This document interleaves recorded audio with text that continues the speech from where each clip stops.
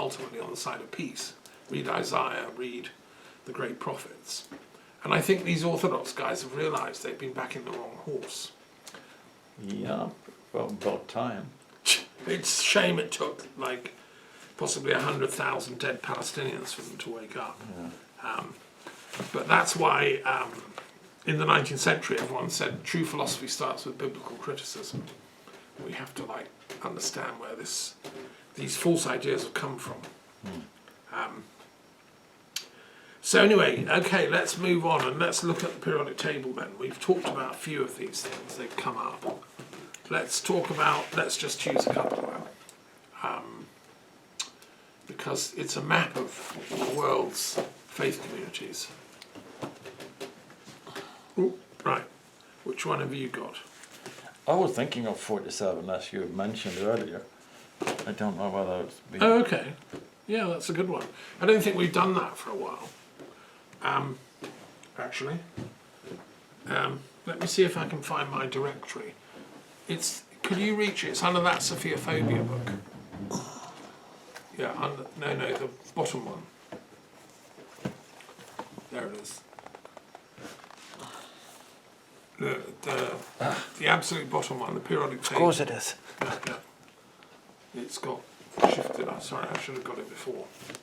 There we go. Because all the details are in here, which is why everyone should have a copy of this amazing book, and the table itself, which is on its own website. So that's number 47, right? Yeah. Okay, let's do that one first then. And it's Unitarianism. Unitarian, universalism. And universalism, yeah. So who were the founders? Well, other names for it include universalism and also Arianism, named after Arius, who I was just talking about. He was actually a priest in Alexandria, Greek-speaking, a very clever chap, who said, no, hang on, all this stuff about the Trinity is a bit of a red herring. I mean, God is one, surely. God is a unity. Otherwise, we've all been reading the wrong books. I mean, that's what Plato said. God is the one. So why can't we remember that and yet still keep Christianity? Obviously, Jesus was someone who was very, very inspired by his downloading from that one. But, you know, to say he was identical with the one itself would mean the entire universe had somehow got inside his body, which is bonkers, said Arius. No, the one is the entire universe.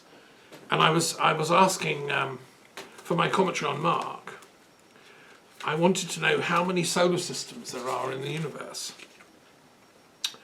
And this is where ChatGPT is so brilliant. So there's, I think the order was 60 sextillion. What? Solar systems, which is like 60 zeros. Solar systems, many of which will have planets on them, with intelligent philosophy clubs happening. You know, that statistically, mathematically, we can confirm that. So the one has to encompass all of that. That was Arius's argument, and that was Muhammad's argument, who came about 400 years later, and he said, no, we've got to remember the one is the one is the one. We'll call that Allah, God. And we should be in submission or surrender, in love, to the one. We shouldn't be arguing about who's closest or who's the best emissary of the one. We're all equidistant from the one, which is infinite. But we can affirm there are 99 names. The one has 99 names. Allah has 99 names. And Sufis have studied this for centuries. So they also count. They're not in the technical box because Unitarianism is a sort of branch of Christianity, but philosophically they're in the same general box. Then in the Renaissance there was a chap called Servetus who appeared, and Sozzini, and these guys in the Renaissance. Servetus said, he went to Geneva and said this to Calvin, you're always going on about the Trinity and arguing with the Pope and which is the best Christian. Why don't you just drop the Trinity stuff and go with the one idea? Can't we agree that there's one ultimate reality, God, and we're all equidistant, and Jesus was like up there with the best of them? You know, we can still do our ceremonies and sing hymns, but we shouldn't kill people if they don't agree with Jesus as the Son of God thing. Anyway, Calvin didn't like that, and a blot on his otherwise interesting project is he had him burned at the stake for heresy, because the one thing you couldn't do was challenge the Trinity, even with Calvin's Geneva.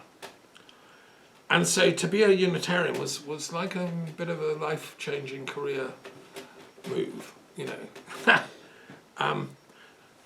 So it sort of bubbled away underground. A few closet Unitarians like Sir Isaac Newton, he was a very clever man, a mathematician, right? And he figured out, he was in the science boxes down here, maths and physics. He did the thought experiment I've just done about like how big is the universe. He realised by then it's pretty big, and something's got to be behind gravity, and that's what he called God. Well, you know, he realised there must be a unity underlying diversity, and he secretly, although he was an Anglican, he conformed to the rituals, because you had to be a professor at Cambridge, as he was. Privately, he believed probably Arius was right. And he wrote a book, very visionary, which I discovered when I was researching all this, when I was teaching full time, which was a recipe for theological peace for the planet. And he said, look, all these different religions are like colours of the rainbow, because it was him that analysed light into colours of the rainbow with a prism, and he worked out optics of light. And he said, look, let's not argue whether God is red or blue or, you know, yellow or green. They all come from the one white light, the absolute, the ultimate. And it's just when the prism of human culture and history gets in the way, it then differentiates them into different colour schemes. So he said that in his book, and he said, we can look at Islam, Judaism, Druidry, Hinduism as all so many different colours coming from the one white light. And this inspired this table.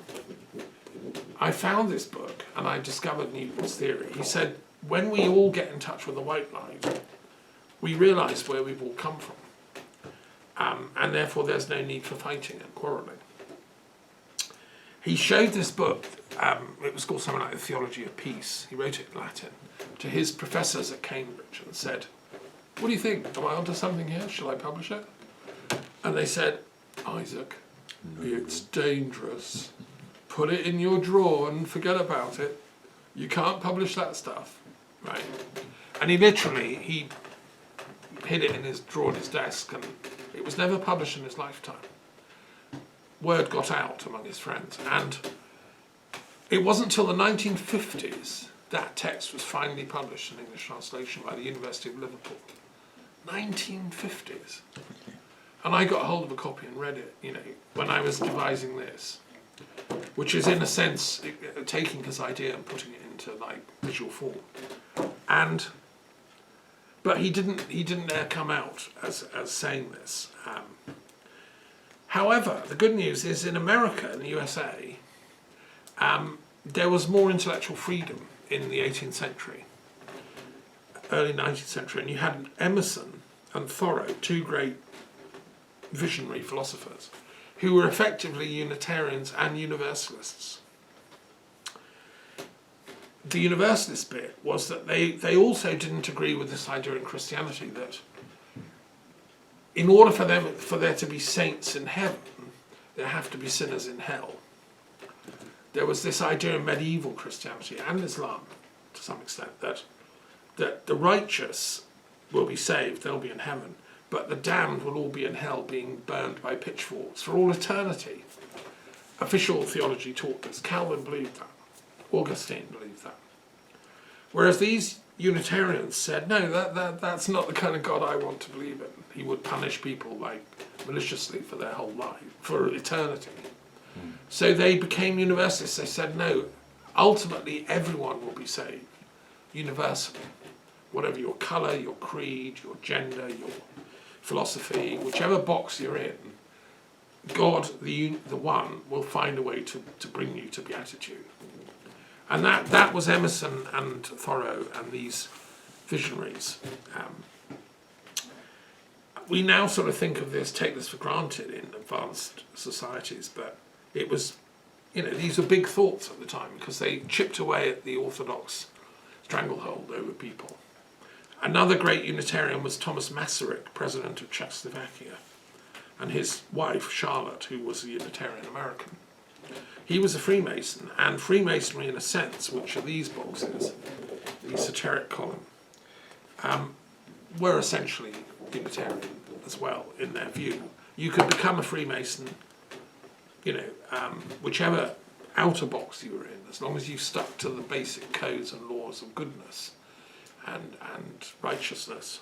You could be Jewish or Muslim or whatever. And it was very important in the British, for instance, in India, when I've been around India, I've been to some of the old Masonic lodges, and you could be a Hindu or a Sikh or a Jew or Zoroastrian, and it made it possible for the British to run India for a couple of centuries. So there have been lots of interesting Unitarians in history. Charles Darwin was brought up in a Unitarian family. Sophie, my tragically early deceased daughter, was related to Charles Darwin through her mother. Charles Dickens was a Unitarian. In 19th century Britain, it was quite important.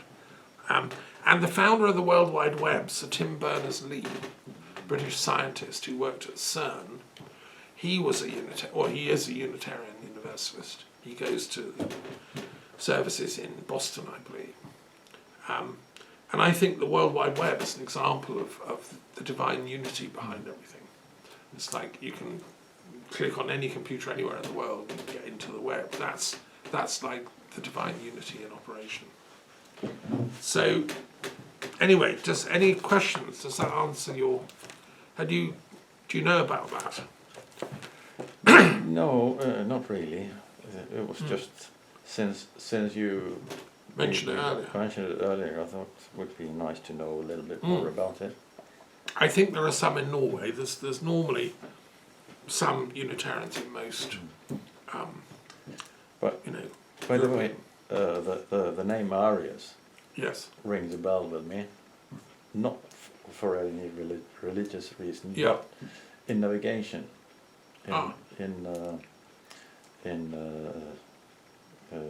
We have, if you have a night navigation, star navigation. Okay. That's why I say star to steer by. Arius is a point.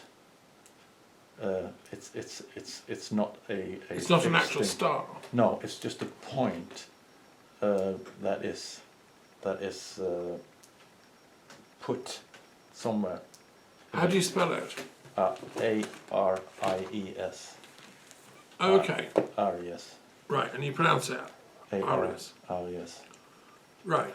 Well, isn't that Aries, what we call Aries, the astrological constellation of spring and all that? It's It's different.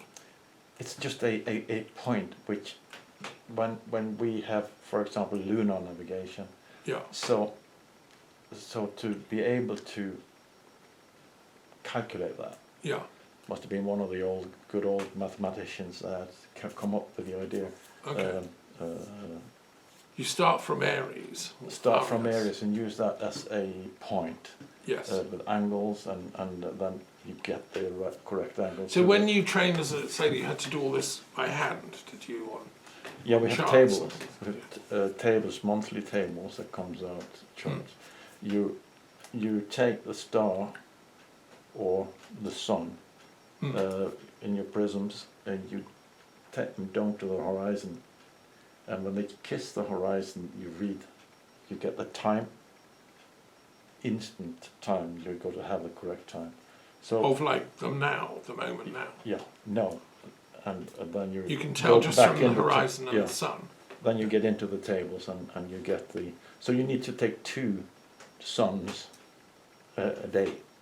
That's what until we got the GPS running and all that systems up. Yeah, I guess it's computerized now, but initially it was all done by hand with All tables. done by hand. Interesting. Maybe even the captain, the chief officer, and the first officer, they would stand at their prison and take down the sun. Is that called a sextant? Sextant? Yeah. That thing, Yeah. Yeah, let me go and Octant get is- something. Octant is another thing as well. Oh, what? Octant. Oh, It's- right. Yeah. Okay, I just want to fetch something.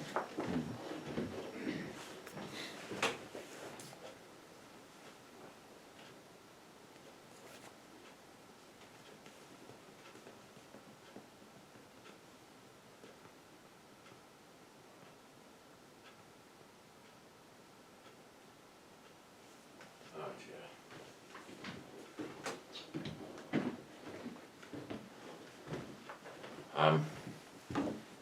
So I mentioned my daughter Sophia was related to Charles Darwin, and she loved science, and this was among her things which have come back here, which you kindly transported or helped transport, and it's a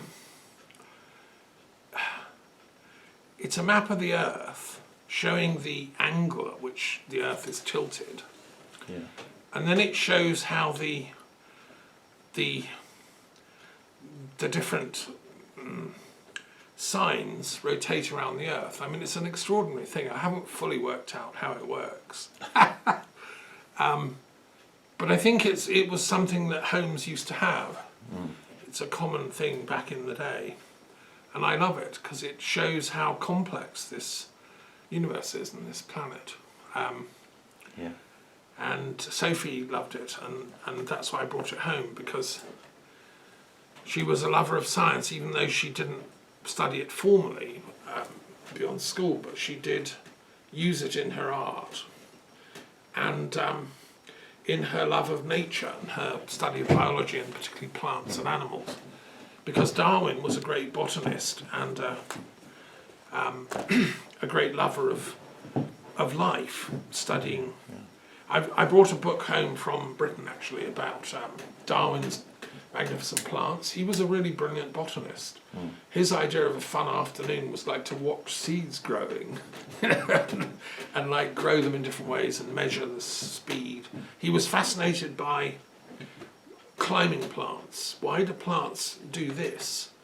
And he would test them, and he collected specimens all over his world travels in Latin America of climbing plants. Yeah. And do they all climb the same way?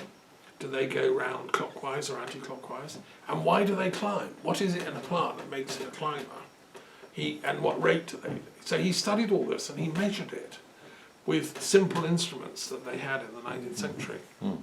And he did the same with animals. He collected like snails and insects and exotica, and wanted to know how did they evolve? Why have they all got similar shapes, but they've got different types of heads and stuff? And that's all in his book, The Origin of Species, trying to work out how different species differentiate.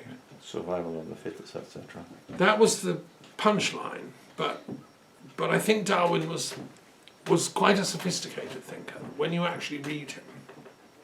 And at the very end of the Origin of Species, he does say in the last few paragraphs, he says, a bit like Newton in his Principia Mathematica, he says, I've talked about how species come into being and how they differentiate and they occupy niches and they adapt to the niche, and so their tentacles or whatever, their limbs grow proportionate to that.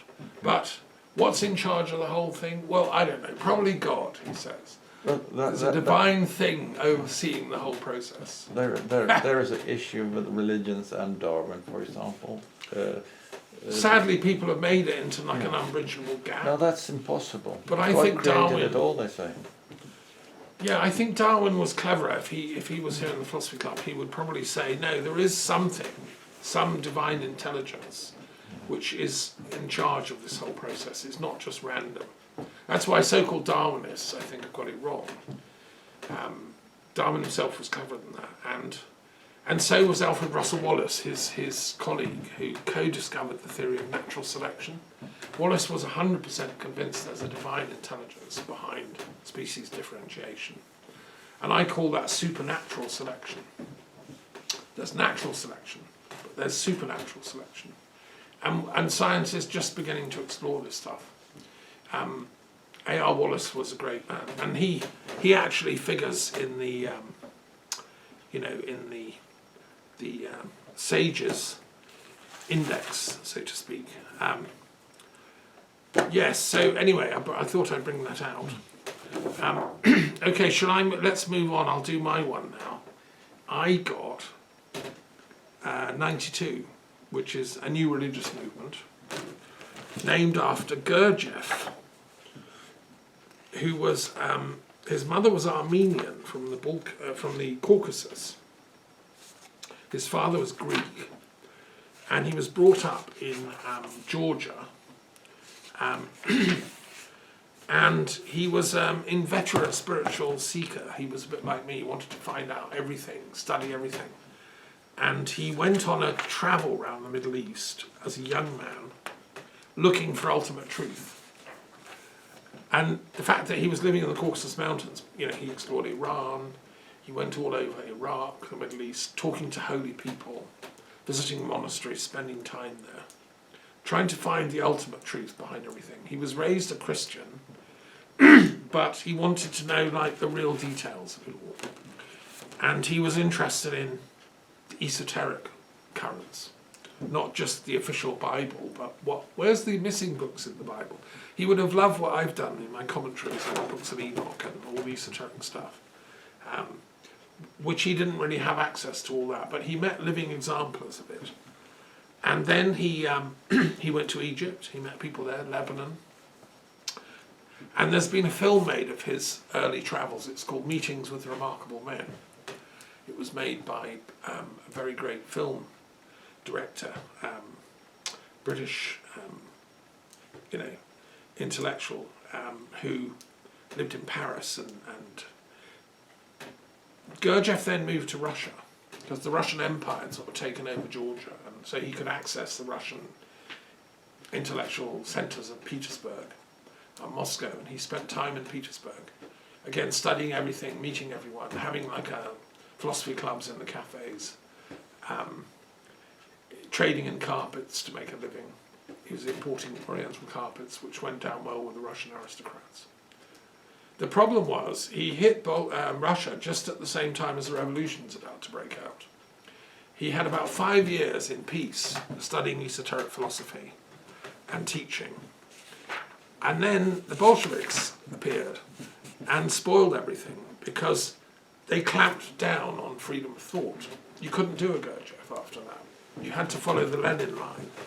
And all religion was bunk, only Marx and only materialism, and Marx, interpreted by Lenin, was kosher. If you said anything else, you were dangerous, a suspect, and you might be shot. And they started shooting people quite early on. Lenin did start shooting people, putting them up against the wall. He did it to Christians, and Gurdjieff just got away with his life, sneaked out, and he got a passport from Lenin, giving him unfettered travel back down to the Caucasus. And he took his entire family and some students, about 40 of them, trekked through the Caucasus Mountains and got out, And it was the time of the Russian Civil War, so there were white Russian armies and red armies there to fight. And Gurdjieff had 2 types of hat and 2 passports. So he could travel through the white Russian armies saying, no, I'm a loyal white Russian guy, and that's fine, I'm just going on holiday to Istanbul. And then when he got through the Bolshevik lines, he said, no, I met Lenin, I got the passport, here, I love you, I've met the commissar, it's just I'm going to Istanbul for a holiday.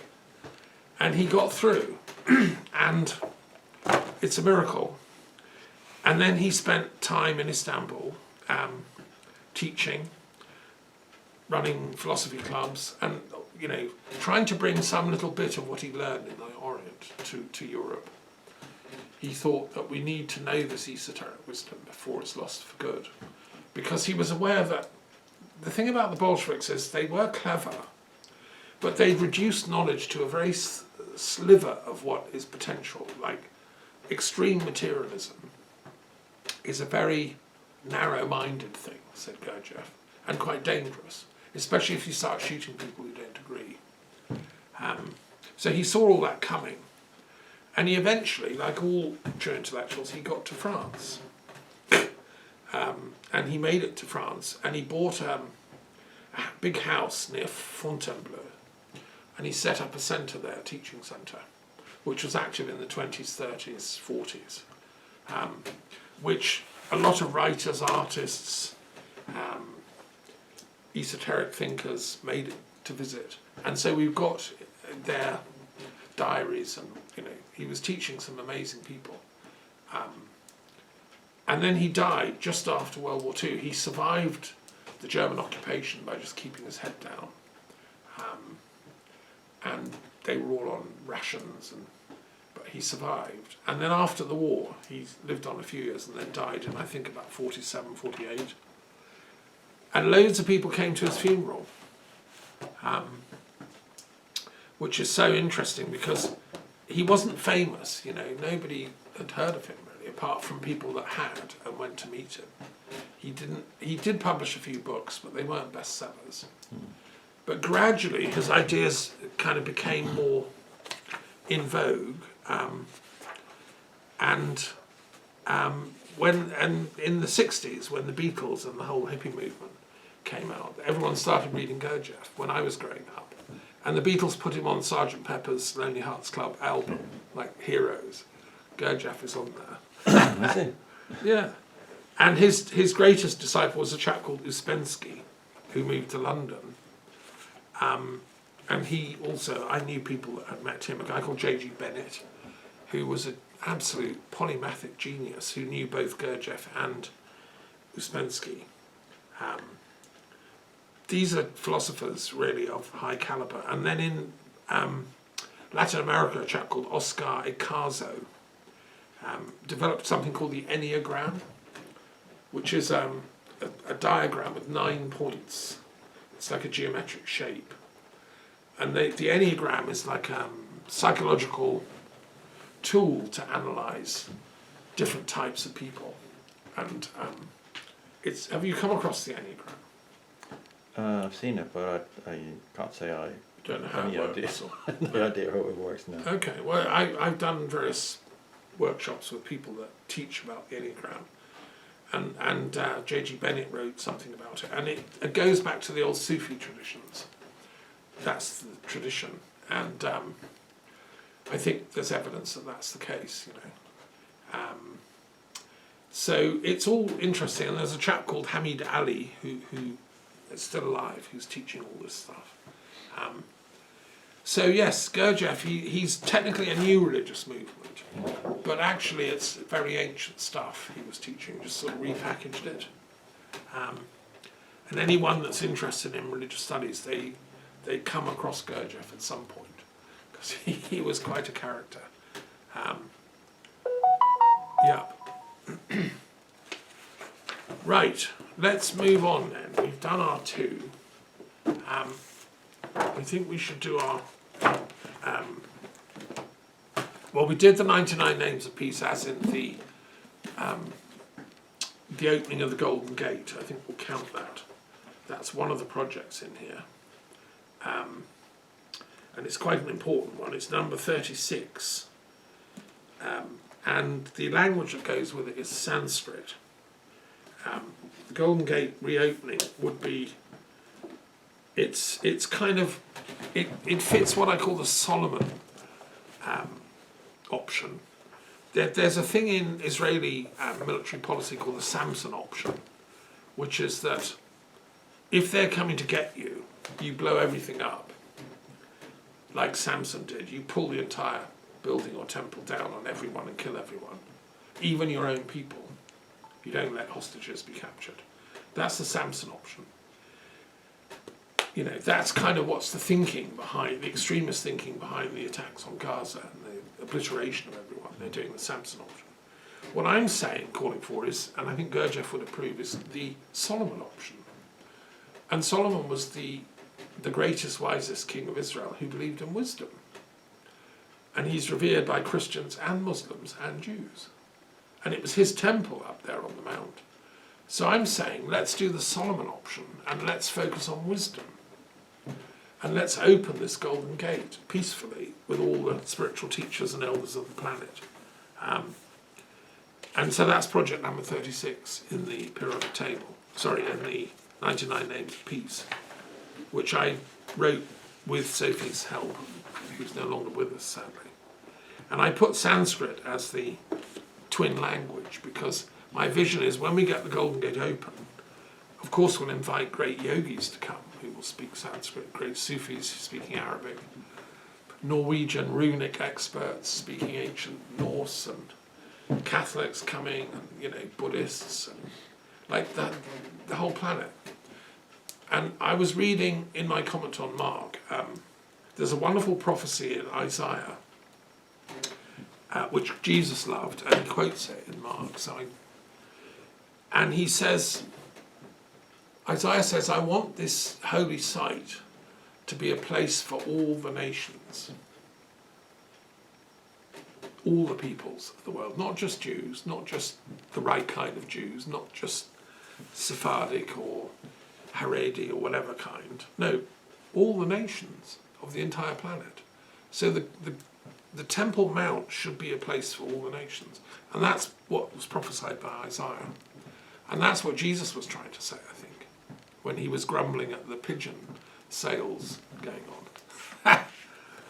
And so that's why Sanskrit is twinned with the Golden Gate Project.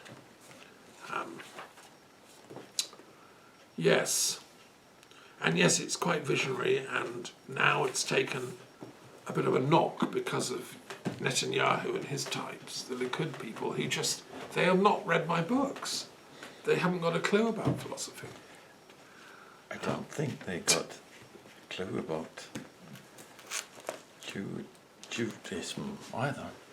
No, thank you. They've not read their Judaism books either. They don't realise the meaning of Isaiah, which is why I think it's so brilliant if it's the Jewish Orthodox people that say enough is enough, Netanyahu. I mean, they're not actually really Jews, these people, a lot of them. They come from,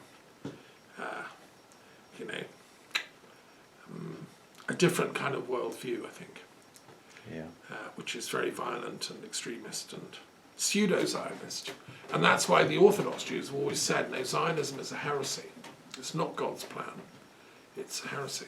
As we're discovering with Trump, Trumpism is a heresy. And the other thing I didn't mention is it turns out Trump's going to fall because of the Epstein business. I hope so. I don't think he can wriggle out of this one.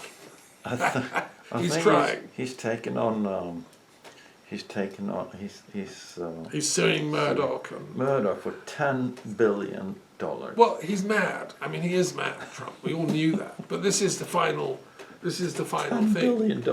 Well, that's absurd, Absolutely. I mean, of course, because Murdoch, but also the New York Times today published another thing. So he's going to have to sue them as well as the Wall Street Journal. And the New York Times published a huge article proving that he was in bed with Epstein, and they had a private party, just him and Epstein and a bunch of nubile. Yeah, so adolescent there was girls. interview with a woman that Was there. was there. Yeah, I mean, it's all going to come out of the woodwork. And, I mean, Trump can't outlast this. It is the thing that will bring him down, maybe even by next week's Philosophy Club. And it's and it's his long own, overdue. It's his own. Which is his own karma. It's his own base that actually really now goes. Even Mike Johnson says we got to have it open. We got to know what it's all about. Well, they were promising the Epstein files would all be released to the MAGA people, and of course it was all fake. Yeah. He is the deep state himself. Yes. I mean, it's all just, but it's lovely to watch it all unravelling. And of course, Netanyahu doesn't want to